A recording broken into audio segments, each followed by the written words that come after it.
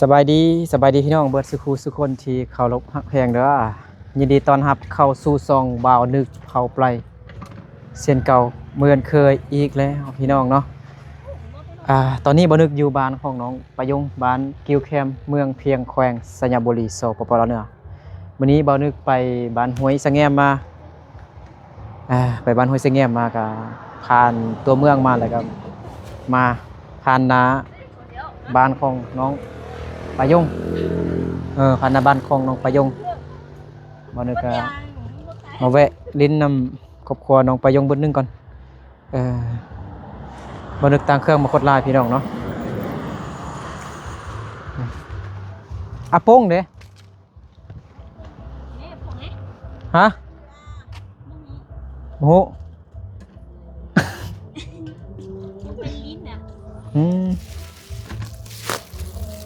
ปลาปิ้งนี่ก่อนเลยปึ๊บบ่นึกไปซื้ออันเครื่องใส่ห้องน้ำของบ่นึกเลยพี่น้องเป็นแบบสบู่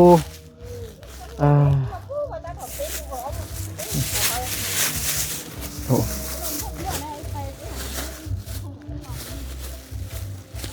วันนี้มีงานดองอยู่บ้านของน้องปายงเด้เนาะงานแต่งงาน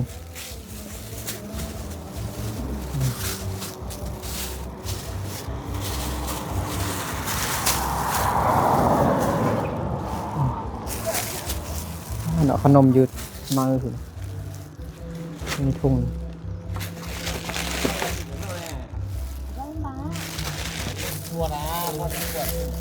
ปึ๊บเอาขนมก่อนไปลง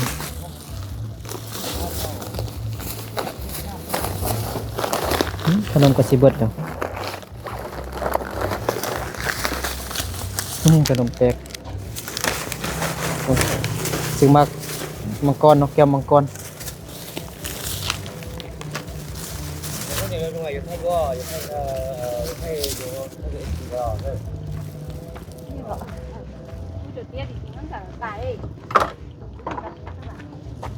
ประยงบนนุ่งสิ้นมันก่อนไปนะแจ้พอประยงสิของมาฝากขอบใจโดยขอบใจเด้อลูกเด้ออันนี้มันอันนี้มันเงินของบ่นึกซื้อเนาะแล้วก็ยังมีเงินของ FC อันนั้นอยู่เนาะฝากมาให้ซื้อกินรถใหม่เนาะสบายดีไหมรถใหม่หรอบ่เข้ามาตอนน้องสิกินมะฮุ่งอยู่นี่บ่เข้ามาตอนน้องกินน้ำนี่สนใจนี่ก่อนสนใจ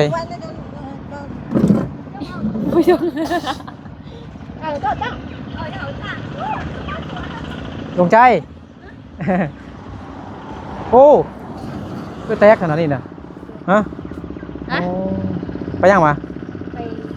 ไทยโฮมมาสบายดีน้องใจกับน้องไปยงไปไทยโฮมมาเ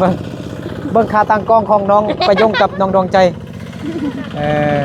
กดงามเลยดวงใจมาลิ้นอยู่นี่ก่อนไหมเกินมาห้องมาไว้มาไปยง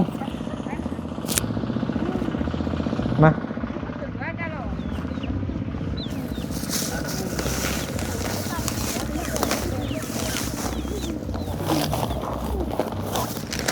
ดวงใจขนมเอากินเลย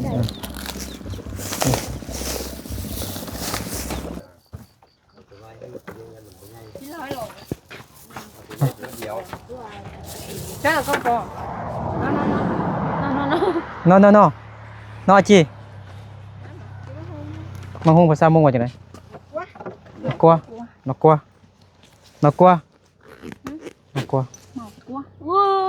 มันเป็นอันนั่นเด้มันมีลูกไว้เนาะมีคืออยู่เนาะมันคือลูกคนแท้ๆนี่เนาะหลังไหนได้กันแม่วันนี้มีงานดองได้บ่วันนี้มีงานดองได้พี่น้องเนาะฮะ ไปยงติดมาก่อนไปยังมาเมื่อกี้นี่นะ ไปโดนเขา ไปดองเข้า ลูกนึก ไปดองแล้วล่ะก็เฮ็ดหยังต่อ เอาหน้า ไปไทยหู ถ้าพ่อขึ้นนี่เหือนไปพ่อจะเอายกตัวนี้ไปเลยเพราะว่าไม้ โยนนี่ไปเลย ไม้ เอาไม้ตัวนี้ไม้นี่ก็ได้ เอาพังตัวนี้ไปเลยนะเนาะมันเป็นไม้เลี่ยมหมดนะเข้าก็เป็นไม้เลี่ยมหมด เอ้ยเยอะ แล้วเดี๋ยวนี้พ่อไปเฮ็ดไม้นี่พ่อจะไปเฮ็ดไม้ตัวเทิงเนี้ยเนาะตัวนี้นะพ่อไปเฮ็ดตัวนี้นี่ น่ะตัดอันตัวอันตัดอยู่เทิงอ่ะนะสิเอามาเฮ็ดตัวนี้บ่ พ่อเฮ็ดตัวนี้โอ้ตัวนี้กับตัวยาวนี่พ่อไปเฮ็ดเป็นไม้48บ่ไม้5 คูณ 10นะ ไม่48ต้องเฮ็ดไม้อันนี้ เรา 48 5 คูณ 10 แล้วพอไปเฮ็ดชื่อว่าตัวนี้นี่เฮามีแต่ว่ามั่งก็ตั้งแล้วก็เอาตัวนั้น จ้าตัวน้อย มันเป็นตามมุงเราเพิ่นช่วยสังกะสีนะเนาะเขาก็ใส่สังกะสี มันเขาช่วยอยู่FC เพิ่นว่าสิช่วยอยู่ ง่าย ช่วยอยู่เพื่อเรื่องไม้นี่พอจะเอาเรื่องแห่งแก่คุณชูมาบ่ให้ลูกกันได้ไปที่คุยอยู่นะเนาะลูกเบิ่งอันน่ะพอคุณลูกแล่นเรียกลูกเนาะแล้ว ดองพี่น้องเฮาบ่ อืม แม่นบ่แม่นดองพี่น้องเฮาบ่ แมน พี่น้องแบบใด เล่นเรียกลูกนี่ไป บ่ฮู้ มานี่กับ บ่ฮู้ว่าภาษาลาว ใช่ เรื่องเล่นเรียกอยู่ป่าอยู่เรื่องนึงไม่ต้องนะเพิ่นจะบริการหมดอ่ะ แม่ประยุงนี่คือนั่งใกล้แถวมั่งนี่กะ แม่ประยุงกับเมาเบียร์พี่น้องเนาะไปช่วยงานดองพี่น้อง แต่ว่าเขาให้กินเบียร์จะเป็นได้กินแหละเนาะไปงานดองเนาะ แล้วมื้ออื่นของเทื่อนี่มื้อ กินพอรับ จ้า ดีเนาะ ตัวน้อย พ่อบ่ว่างไปเบิ่งบ่ลูกไปเบิ่งเลยเด้อ เบิ่งก็ได้ ลูกกับประยุงไปเบิ่งเลยก็ได้พ่ออยู่ไปป่ากิน เพาะเอาไปป้ายัง เอาไปตัดไม้สักคือหมอ ไปตัดไม้สักบ่ ที่ว่าไม้นี่ไป เดี๋ยว ไปปั๊มใส่เข้าตัดใส่เข้า คือ แล้วก็ มื้ออื่นนี่พอน้องประยงว่าเพิ่นสิมาปรับหน้าดินเนาะผู้ใหญ่เพิ่นก็ฝากเงินมาให้แล้วพี่น้องเนาะ3 ล้าน2แสนหั่นเพิ่นฝากมาให้แล้วเนาะมื้อนี้ก็ว่าสิปรับหน้าดินเนาะพอน้องประยงโทรมาปรับตอนมื้อนี้ได้บ่ได้ แต่ว่าเขาเจ้ากินเหล้ากินเบียร์เมาแล้วเนาะโซเฟอร์รถเพิ่นกินเบียร์เมาแล้วก็ขับรถบ่ได้แล้วเนาะเอาเป็นมื้ออื่นหรือว่าต ต ร รง ง นี้ นี้11 โมงถึง3 โมงนะแต่ฮอดขนาดเลยขนาดนี้อ่ะ แม่นแล้วมื้อนี้บ่นึกน่าจะมาเบิ่งกับน้องประยงน้องประยงออกไปใช่ติ ประยงก็ไปเบิ่ง มึกไป เขาดุดดิน เออ ปรับหน้าดินมื้ออื่นน่ะ บ่ฮู้ว่ามื้ออื่นสิไปสวนมะหมู ส่วนมักหมอ ถ้าว่า ปรับดินเลยบ่ได้ไปแล้ว เอากันปรับดินไปเบิ่งดินก็ได้เดี๋ยวมื้อนี้สิจ้างจักรลานไปอายุมื้ออื่นนี้แต่บ่แม่นเงินไอ้นึกดอกเงิน FC เพิ่นฝากให้ซื้ออยู่ซื้อกินอยู่ในเฮือนนี่ล่ะเรื่องสังกะสีอันแท้ผู้ใหญ่เพิ่นก็ผู้ใหญ่ใจบุญเพิ่นก็หลายคนอยู่ซื้อสังกะสีน้องประยงผู้เล็กผู้น้อย แม่ฉันก็สิย้ายกำเบื้องเขาทุก แล้ว กี่ ไม่ ดวง 300นะ อ๋อเข้าสิ ไม่300ปลายต้นนะ ไอ้กำเบื้องนี่เจ้า ไม่เข้าหั่นบ่ ไม่ เอาไปช่วยเข้า ไปช่วย เขาก็แบกเฮาหน่อยนึงบ่ ช่วย สิบ เขา อก แล้วก็คือว่าเขาเอามาใส่เฮือนนี่เอาเท่าไรก็เอา อืม มัดต้นใดก็เอา อืม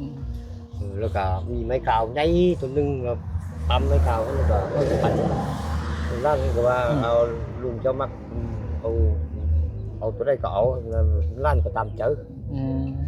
เพราะว่าร้านก็ไปนำไปตัดไปนะข้างไปนำทางพอจะต้องมือ อืม แล้วก็ไม้นี่เขาปลูกมาได้19 ปีแล้วนะเราบ่ได้ทางจักเพื่อไม้นะเราตึ๊บเราพ่อกับปานาพอไปปั๊มตูมคลิปเพิ่นแล้วมื้อวานนี้ได้2มื้อแล้ววันนี้แล้วก็ยังตัวมันงามๆแล้วเนาะไม่สักมันที่นะไม้700แล้วมันตายหมดนึง300ปลาย อืม บางเทื่อมืออื่นนี่ก็เกือบแล้วนี่ทางล่างบนมือนี้ว่าจะไปคาดอกพวกขาเป็นพวกนี้พวกขาเพราะว่าจะไปผู้เดียวเนี่ยร้านเมื่อไปร้านเมื่อไปผู้เดียวเมื่อไป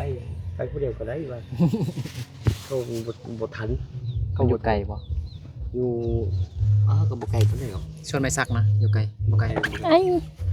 อยู่บนทางขั้วขึ้นไปถึง ดูเตะค่ะ อยู่เนื้อส่วนยางนะ ส่วนยาง อยู่ อยู่เทียนนี่เนาะนี่ อยู่ เทียงนี่เนาะ อ เที่ยวอยู่เบิ่งที่ลำเลียบนี่นะอยู่เข็มส่วนยางนั่นแหละ อ่า เลี้ยวแท้เลี้ยวเบิ่งคันว่าอยู่บนโค้งคันเลี้ยวเบิ่งดีๆก็เห็นปลายาง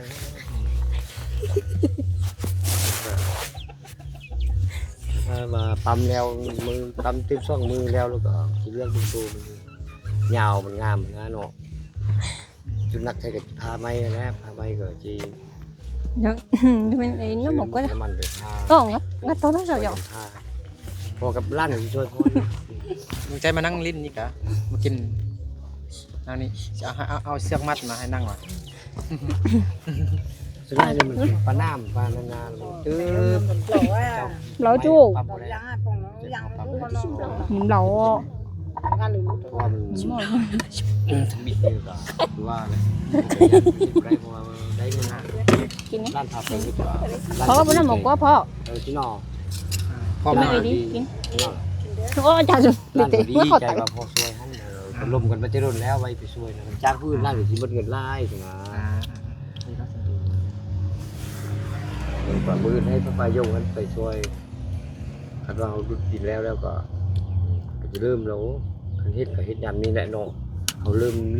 จะเริ่มย้ายนะกันจีเว้าเลยคันเขาพอเกียมได้มื้อได้แล้วก็มันย้ายแล้วแหละ เอากินบ่เอิ้น FC กินน้ำเนี่ย ลื่น เว็บสิแล้วเนาะใช่ไหม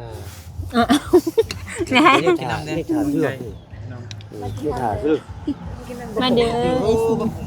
มากินยังก่อน ให้ กินยัง ให้เราหมกก็กินเขามาก ฮะ มักฮุง เบาๆอีกดู มักฮุง ฮะบางกล้องหรือมักฮุ้งแล้วเขาสิเข้าใจได้ยังไงบางฮุ้งบางฮุ้งเนี่ย หมกกัว เอิญเอฟซีกินน้ำนะยังไงบางฮุ้งทีนึงแล้วเขาบุกความหมายบางฮุ้งมาเด้อมากินบางฮุ้งนำกันเด้อพี่น้องว่าไปบางฮุ้งเอฟซีงงโอ้มักฮุ้งเดียวเบิ่งกล้องแล้วมักฮุ้งจุดซื้อหนูสิงงเนาะนะพี่น้องนำมาลองซิมือของน้องปายงบ่เนาะมะละกอสุกเนาะครับเมาบ่มื้อนี้นะได้กินเบียร์บ่ กิน กินได้จักจอก ซักจอม 3จอก6จอก2คนคนละ3จอกฮะบ่กินหลายเลย เขาบ่มีเบียร์แล้วไม่อยากกินซื้อว่าหลัง ยังอยู่บ่อยากกินซื่อ เหนื่อย ๆโอ้คนดีของสังคม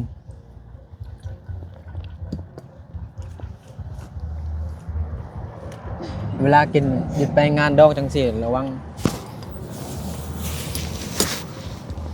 เมาแล้วบ่ฮู้โต ฮะ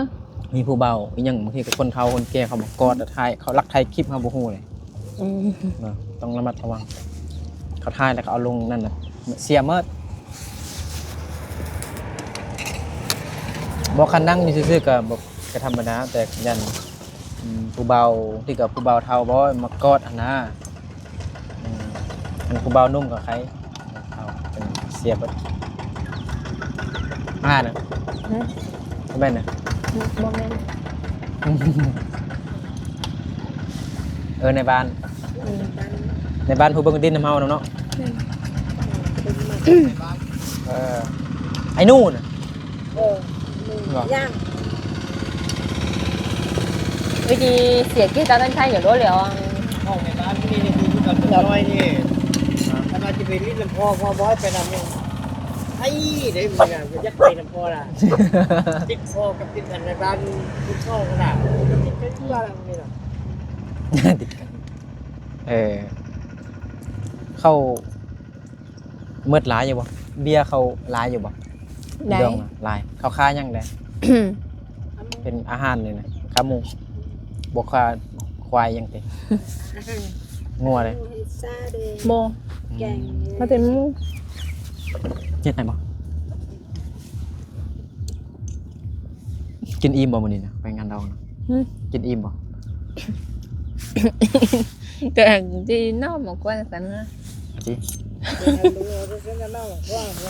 กินอิ่มอยู่บ่อยู่งานดองมื้อนี้นะ อิน สิอายจังได๋แล้วบ่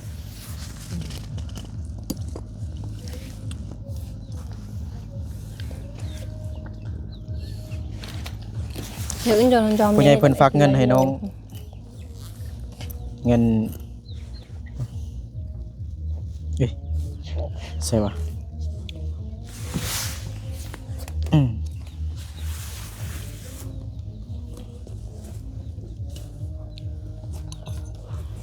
ว้ายเครื่องหลายแฮง chúng mình chọn để trình để làm sạch chỗ nó cho nên thì mình chọn để trình để làm hai lúc thôi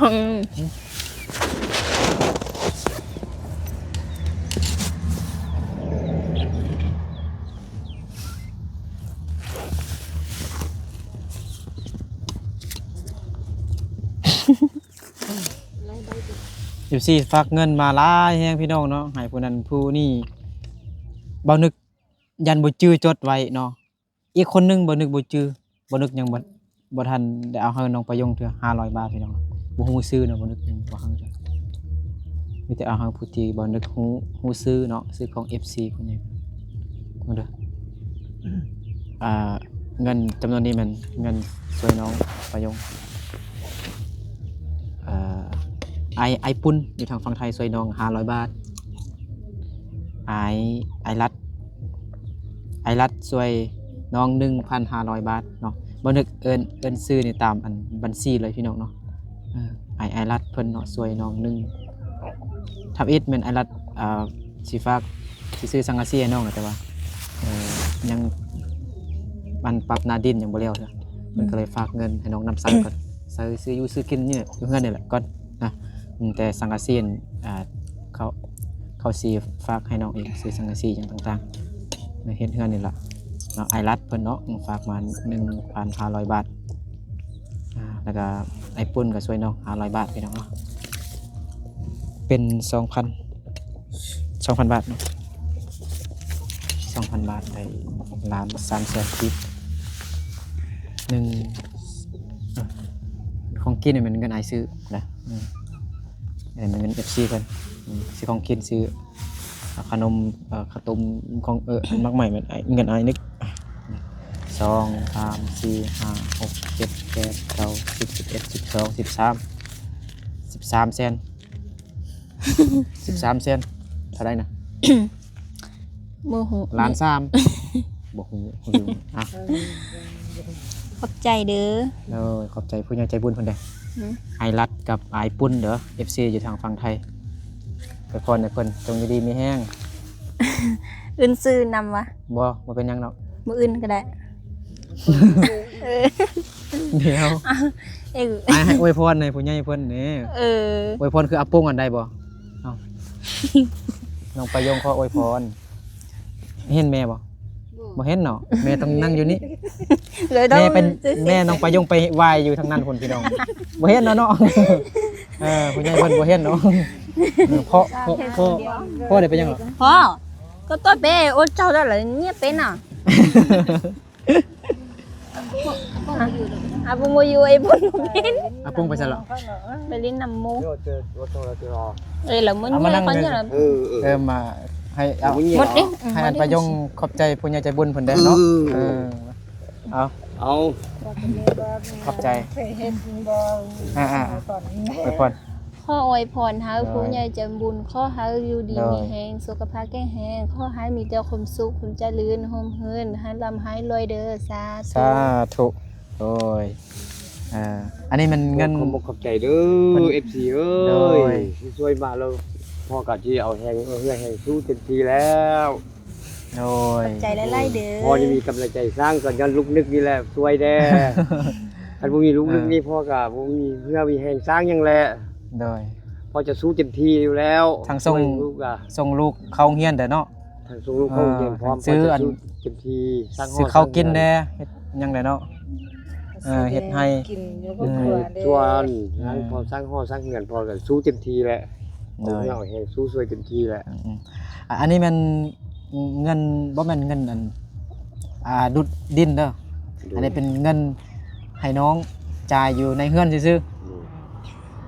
ยังจำเป็นซื้ออยู่ซื้อกินซื้ออีหยังก็แล้วแต่เนาะเงินดินแม่นต่างหากอยู่นำนี่แหละ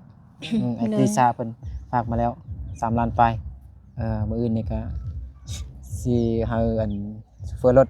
ไป ปรับหนาดินแล้วก็สิจ่ายเงินให้เขา3 ล้าน2แสนกีบหั่นมื้ออื่นพอน้องประยงก็สิบ่ได้ไปนำเนาะบ่ได้ไปเบิ่งอันกระดุดดินเนาะมีแต่ ไปตัดไม่สัก ประยงไปเนาะ ประยุงไปว่าแม่ไปนะแม่ไป แม่กับประยงไปกันแหละพ่อไปตัดไม้สักเนาะอ่า ยังเงิน500 บาทนี่บ่ฮู้ซื้อเถอะอายยังบ่ฮือเถอะเดี๋ยวแจ้งให้ FC ค่ะเจ้าของเงินน่ะ500 บาทบ่นึกลืมเพราะว่ามี FC โอนเงินมาหลายคนฝากให้ผู้นั้นผู้นี้หลายคนเนาะ FC ฝากให้น้องๆเพิ่นหลายคนบ่นึกกับบ่จื้อเด้บางทีก็เป็น FC ก็เป็นผู้เดียวแต่ว่าโอนมาหลายครั้งหั่นน่ะมันจนลงลืมๆเด้เนาะถ้าผู้ใดเห็นคลิปนี้แล้วก็ทักหาบ่นึกได้เนาะยัง500 บาทบ่นึกบ่จื้อซื้อจักบ่นึกเบิ่งอยู่ใน LINE แล้วก็ Facebook Messenger อยู่ WhatsApp ก็คือบ่เห็นแม่นผู้ใดลืมแล้วโอนมาได้จากมือแล้วตั้งแต่เฮาไปแท็กดินนั่นแหละ500 บาทก็ประมาณ3แสนนี่แหละ3แสนปลายนี่แหละให้ FC เพิ่นทักหาก่อนคันเห็นคลิปนี้แล้วเนาะ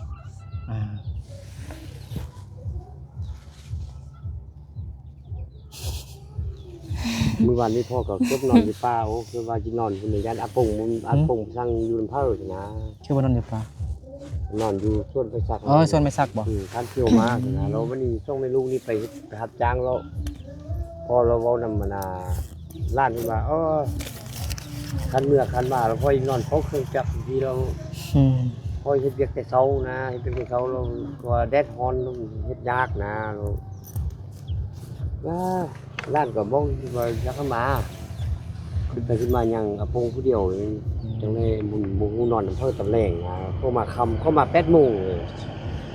8:00 นเข้ามาไปรับจ้าง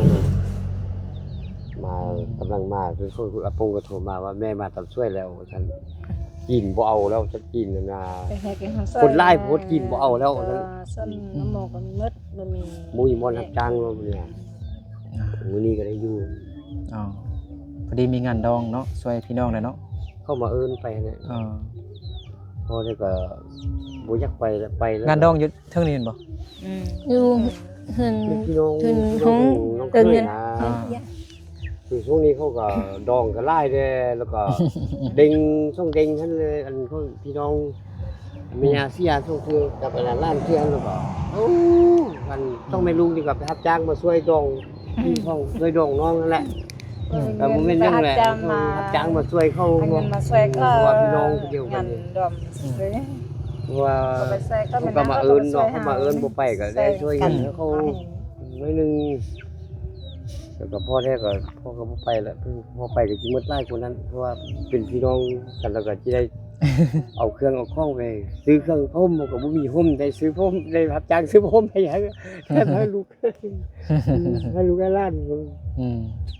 เฮ็ดดองมาขนาดเนาะต้องนองกันมาครอบครัวมาแล้วเนาะวันนี้เฮาก็เป็นลุงใหญ่แล้วก็เอาจะเป็นได้ไปรับจ้างไปลูกรับจ้าง2มือได้พ่มพื้นนึงให้เข้าซะมื้อนี้ว่ากินข้าวลาอยู่กันเลยแล้วก็ถือว่าแล้วลุงนึกบ่ได้ซื้อปลามาพอจะดีใจแล้วยังกินเลย แล้วว่าเด้ยังกันบดมือนี่ถ้าแต่11 โมงก็3 โมงเว้ยคือได้ทอนแท้ฮอนว่าปูนเป็นนอนรับกับกระโตนนอนรับอยู่กับกล้วยหั่นน่ะโตไปนำว่า พี่เทิงเมื่อกี้นะ บ่พุ่นน่ะไปบ่นอะไร ไม่ซัก กล้วย บ่ บ่ นะ ดินเฮาพุ่นน่ะดินเฮาเนาะนอนรับอยู่กับกล้วยหั่น ไปท้ารถดุดบ่ ถ้ารถทอด เขาว่าเขาบ่โทรมาเขาอันนั้นน่ะ ได้นึงกัน เขาว่ากินเบียร์เฉย เพราะว่าซูเปอร์บ่มาจากเทื่อซั่นน่ะซูเปอร์กินเบียร์บ่มาจากเทื่อ โซเฟอร์รถกินเบียร์เนาะปรับหน้าดินน้องประยงบ่ได้ซ้ำน่าจะเป็นพรุ่งนี้หรือว่ามื้ออื่นนี่แหละพี่น้องเนาะมื้ออื่น เลยว่ามื้ออื่น น้องประยงก็ไปแม่ก็ไปกัน เจ้าก็ถามว่าเอาFC หันมาแล้วบ่หาผู้มาทายหันมาบ่นะผู้ถามอยู่เขาก็ว่าคะแนนมาดุดนะว่ามาดุดแล้วก็จังได๋ มาแต่สัญญาณขึ้นมาแว่น อืม มันมี3โมงแล้วก็เอื้อยหันกระทูมาบอกว่าโอ้บ่ทันแล้วเด้อก็เลยย่างนี่มาแต่3โมง อืม เราทายกับประยุงกันเด้อในเงินก็ โอเคโอเค ไปจิโรน่ะ ปาจิรอลาสบายดี เต็มที่ เห็นได้ลาบ่สบายดีเมาบ่ ไอ้เราบ่ได้ไปกินดิ วันไปซ้ำ บ่ น้าไอ น้าอ้ายหนึงอืม ฮะ ไอน้าไอก่อนมา dạ thứ tới là nó được tắm mà hiện ra chị ha hai นั่นเงินเอาไปซื้อเบียร์เหรอ ừ เงินน่ะสิเอาไปซื้อเบียร์น่ะ บ่บ่ ให้ แม่ แม่ ไปอื่นนึงใจมันนั่งนะเพราะว่า ตั้งใจไปนั่งนำ จ้า นี่คือกระเทย เรื่องนอนจ้า เออ ป้า ๆ เขาจะทำเอาคนหลงเนาะ มื้อนี้อ่า นะ อันเจ้าของรถไทย เขาก็หลงแล้วคนหลงเสี่ยวคนหลงแล้วก็หลีหรอก สิปรับนาดินของน้องประยงแล้วพี่น้องแต่ว่าบ่ทันกินเบียร์ อ่า อาจจะเป็นมื้อ rồi อื่น cái ngắn giờ cha nó là ngắn giờ có chuyện một lời tốt bắn พี่น้อง vậy เบิ่งครับส้มเนาะอืม ngắn giờ chỉ แต่ cần đó เช้า là พี่ này น้องเนาะปรับนาดินของน้องประยงบ่ฮู้มาจักชั่วโมงถึงแล้วเนาะอืมต้องใจบ่มาครับ mò เป็นหยัง buồn เครียด เพราะนั้นจึงสิเติมบัตรให้น้องใจเอาก็ฝากเงินให้น้องประโยคก็บ่ฝากให้น้องใจ น้องใจมีอยู่มีกินอยู่บ่ลำบากสำนังประโยค nóต้องหรอ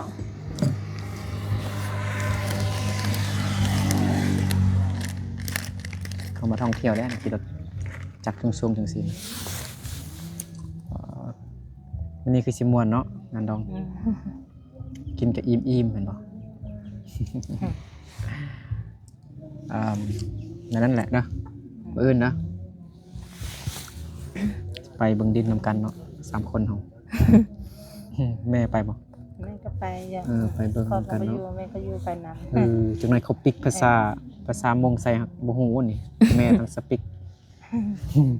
สวยแปลโอเคพี่น้องเนาะก็ขอบใจขอบคุณผู้ใหญ่ใจดีผู้ใหญ่ใจบุญเนาะเบิดสุคนเนาะบ่นึกก็บ่จำชื่อเบิดผู้ใหญ่ใจบุญเพิ่นฝากเงินมาหลายแฮงพี่น้องเนาะบ่นึกก็ขออวยพรให้ผู้ใหญ่ใจดีผู้ใหญ่ใจบุญจงอยู่ดีมีแรงสุขภาพแข็งแรงความเจ็บใดความไข้อย่าให้มีขอให้ร่ำให้รวยอายุมันขวัญยืนสาธุเอาสำหรับคลิปนี้บ่นึกกับน้องประโยงแม่น้องประโยงก็ขอลาพ่อแม่พี่น้องเบิดสุขคนทุกคนเราเจอกันในคลิปต่อไปเนาะบ๊ายบายไป ไปเด้ กลับบ้านกันพี่น้องเนาะ